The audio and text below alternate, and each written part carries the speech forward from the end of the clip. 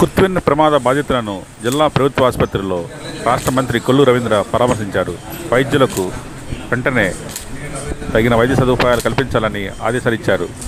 క్షతగాత్రులను మెరుగైన వైద్యం కోసం అవసరమైతే విజయవాడ తరలిస్తామని, బాధితులకు తగిన న్యాయం చేస్తామని ఈ సందర్భంగా కొల్లు రవీంద్ర పేర్కొన్నారు.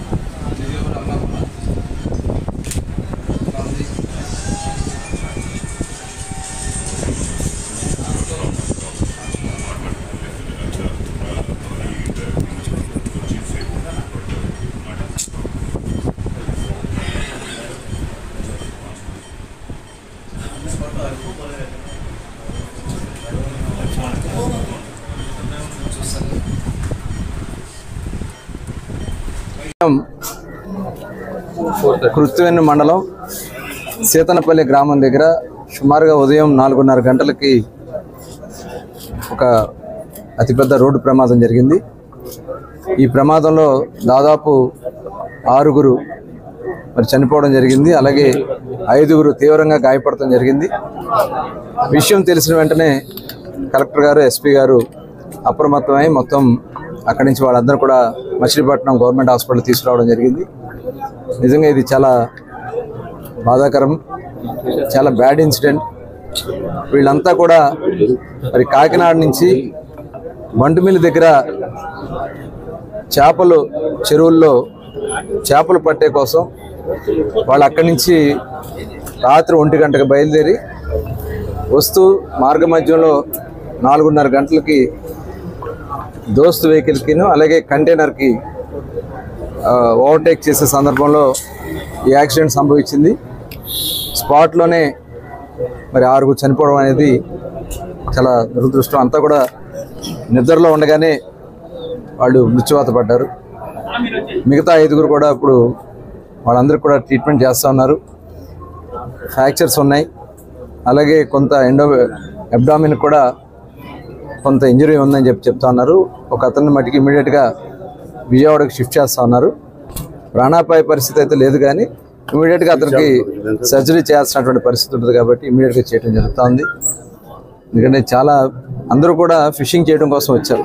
అందులో అన్ని సామాజిక వర్గాలు ఉన్నారు.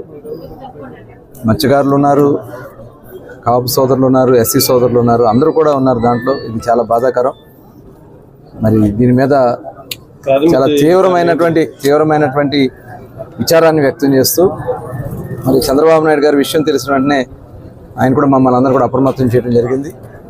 మరి ఇమీడియట్గా వెళ్ళమంటే మేము కూడా ఇక్కడ బయలుదేరి రావడం, మరి కలెక్టర్ గారు అలాగే పెద్దలందరూ కూడా డిస్కస్ చేసి ఇమీడియట్గా ఆ కుటుంబాలకి 5 లక్షల రూపాయలు ఎక్స్గ్రేషియా కింద ఇమీడియట్గా సాయంత్రం లోపు వాళ్ళ చెక్కులు కూడా 5 లక్షల రూపాయలు అందించడం జరుగుతుంది. అలాగే ఇంకా చంద్రబాబు నాయుడు గారితో మాట్లాడి ఇంకేదైనా అవకాశం ఉంటే తప్పకుండా ఆ కుటుంబాలకి ఒక్కొక్కరికి 5 లక్షల రూపాయలు చొప్పున 6కి 6×5 30 లక్షల రూపాయలు ఇవ్వడం. అవన్నీ కూడా ఇంజూర్డ్ కానీ ఇవన్నీ కూడా ఒకసారి డిస్కస్ చేసి మళ్ళీ ఫైనల్గా వాళ్ళకి ఆదుకోవడం కూడా జరుగుతుంది. అలాగే వెహికల్ ఇన్సూరెన్స్ కూడా ఉంటుంది కాబట్టి వాళ్ళకి వెహికల్ ఇన్సూరెన్స్ కూడా ఇమీడియట్గా వచ్చే విధంగా కుటుంబాన్ని అన్ని విధాలా కూడా ఆదుకోవడానికి అన్ని రకాలైనటువంటి చర్యలు తీసుకోవడం జరుగుతుంది. మరి ఇలాంటి సంఘటనలు అనేది చాలా దురదృష్టకరం. 216లో ఎక్కువగా ఇలాంటివి జరుగుతూ ఉన్నాయి గతంలో కూడా. ఎందుకంటే అందరూ ఎక్కువ తెల్లవారుజామునే ఫిషింగ్కి బయలుదేరి వస్తూ ఉంటారు, చెరువుల దగ్గర పట్టుబడి చేయడానికి వస్తూ ఉంటారు. మరి ఆ సందర్భంలో చాలాసార్లు యాక్సిడెంట్లు జరుగుతూ ఉన్నాయి.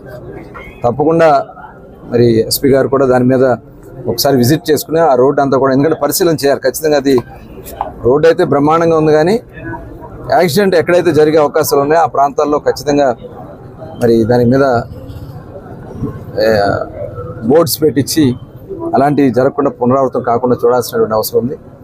మరి వాళ్ళ ప్రాణం కోల్పోవడం, అంత చిన్న వయసు వాళ్ళందరూ కూడా మరి చనిపోవడం అనేది చాలా బాధాకరం. తప్పకుండా ఆ కుటుంబాలకి అన్ని విధాలా కూడా తెలుగుదేశం ప్రభుత్వం వాళ్ళకి అండగా ఉంటుందని కూడా తెలియజేస్తాం.